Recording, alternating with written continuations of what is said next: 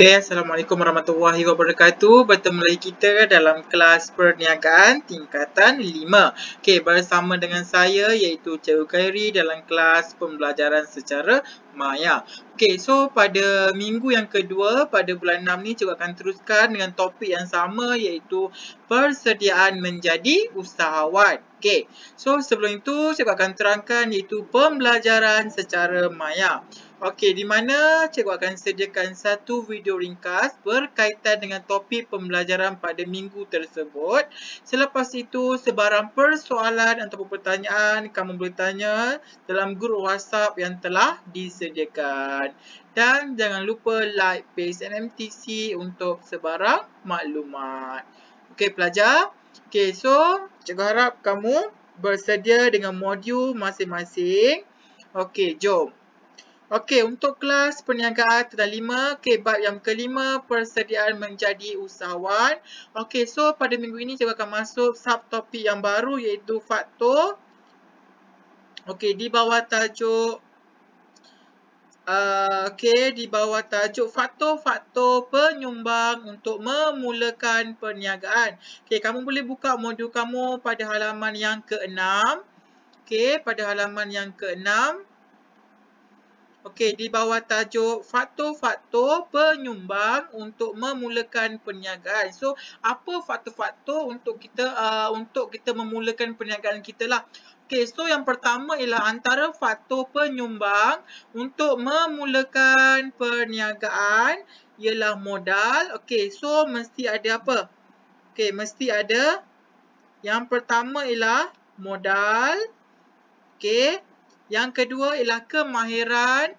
Yang ketiga ialah lokasi yang sesuai, stok, latihan, pemasaran dan bantuan profesional. Okey, so kat sini ialah faktor-faktor ni penting. Kalau tak ada faktor ni, so perniagaan kita mungkin tak akan majulah. Okey, boleh? Okey, so yang paling penting ialah modal. Okey, so kalau tak ada modal, kamu tak boleh buka perniagaan. Betul tak, pelajar?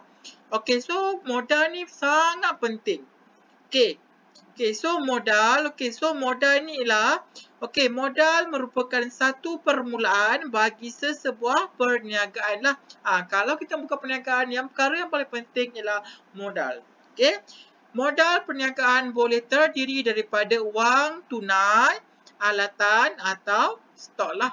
Okey, so modal ni tak semestinya duit lah. Mesti ada barang ke. Okey, so dari segi barang boleh juga. Dari segi aset, itu merupakan dia punya modal lah, kan? Itu. Kalau kamu tak ada modal, kamu tak boleh buka perniagaan. Okey, usahawan boleh mendapatkan sumber pembiayaan secara dalaman atau luaran. Okey, itu merupakan yang pertama, faktor yang pertama. Saya harap kamu boleh ingatlah itu faktor yang pertama ialah modal. Okey, kita pergi yang kedua ialah kemahiran. Okey, kalau kamu tak ada kemahiran, kamu tak boleh buka perniagaan. Sebab kita kena ada kemahiran. Macam mana kita nak buka perniagaan kita supaya orang tertarik dengan produk kita? Dengan gaya perniagaan kita. Betul tak? Okey, usahawan perlu melengkapkan diri dengan pengetahuan dalam bidang perniagaan dan kemahiran pengurusan perniagaan seperti pengurusan kewangan, pemasaran dan penggunaan media sosial. So maknanya kita kena ada kemahiran. Kalau kamu sebagai usahawan, kamu kena ada kemahiran tersendiri. Okey, so kamu kena ada kemahiran dari segi teknologi maklumat supaya kamu nak komersialkan kamu punya produk lah. Takkanlah kamu nak guna sistem yang lama kan? So kamu kena ada kemahiran.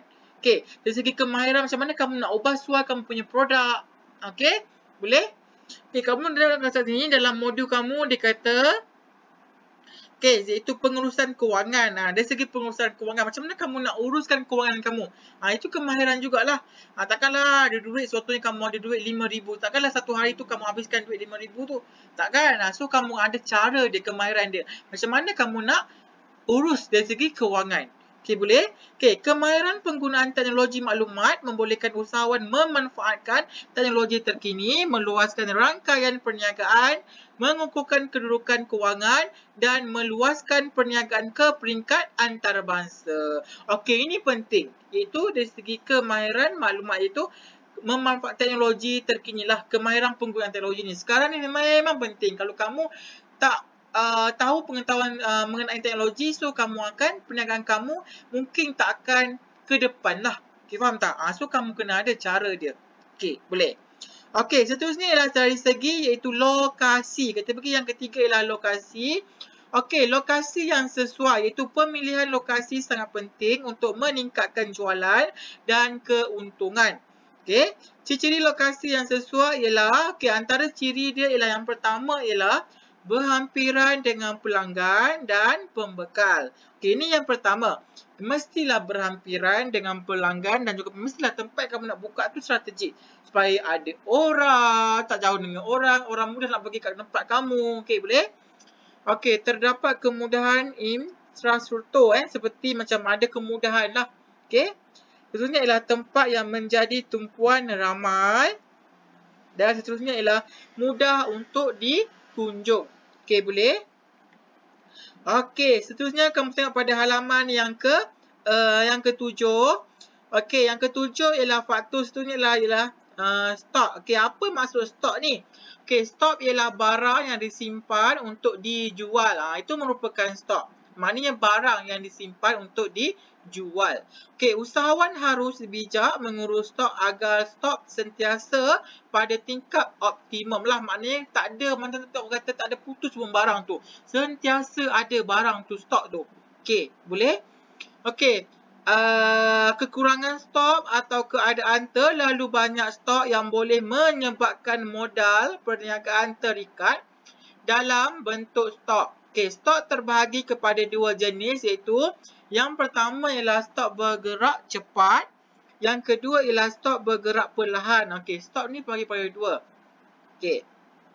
Dia ada stok bergerak cepat dan juga stok bergerak perlahan. Okey, kita satu persatu. Apa yang dimaksudkan dengan stok bergerak cepat ni? Okey, stok bergerak cepat merupakan iaitu stok yang dapat dijual dengan cepat lah. Maknanya barang tu laku sangat. Letak sekejap habis. Itu merupakan stok barang iaitu bergerak cepat.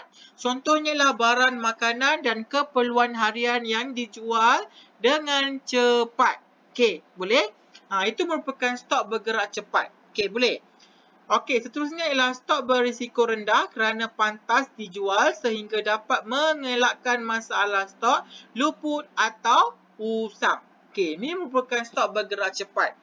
Okey, kita lihat kepada yang kedua ialah stok bergerak perlahan. Okey, stok yang mengambil masa yang lama untuk dijual lah. Maknanya kan ni, barang ni yang kamu jadi ni slow sikit. Tak habis, lambat lah nak habis. Macam orang ramai tak suka ke. Itu merupakan stok bergerak perlahan ya pelajar. Okey, contohnya ialah perabot, peralatan muzik dan juga kereta mewah. Okey, stok berisiko tinggi kerana boleh ketinggalan zaman atau rosak. Okey, boleh? Okey, saya harap kamu faham pelajar. Okey, kita pergi seterusnya ialah faktor dari segi latihan. Okey. Okey, untuk faktor seterusnya ialah latihan. Usahawan perlu melengkapkan dirinya dengan ilmu pengetahuan dan kemahiran dengan menjalani latihan dan menghadiri kursus untuk menjadi usahawan yang berdaya maju dan berupaya untuk berdaya saing. Okey? Itu merupakanlah maknanya kita kena beri latihan supaya usahawan ni tahu cara macam mana nak menguruskan kita punya perniagaan tu. Okey, antara latihan yang diperlukan oleh usahawan untuk menguruskan perniagaan ialah pengurusan kewangan dan perakaunan. Ini paling penting. Kita tahu macam mana kita nak uruskan kita punya kewangan dan juga perakaunan. Yang kedua ialah pengurusan sumber manusia. Yang ketiga ialah pemasaran. Okey, yang ketiga ialah kepentingan latihan kepada usahawan. Apa kepentingan dia? Okey, yang pertama ialah memberi dorongan agar dapat merancang dan bertindak, memulakan sesuatu perniagaan atau perusahaan serta mengembangkan perniagaan sedia ada melalui perancangan jangka masa panjang. Okey, boleh? Memberikan motivasi ke arah mencapai matlamat dalam memajukan perniagaan yang dimulakan dan pada masa yang sama menerapkan etika perniagaan dan sikap positif dalam dirinya. Okey, boleh pelajar?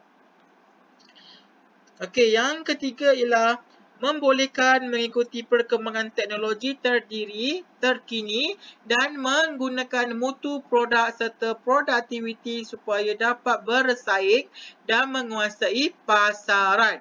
Okey, boleh belajar?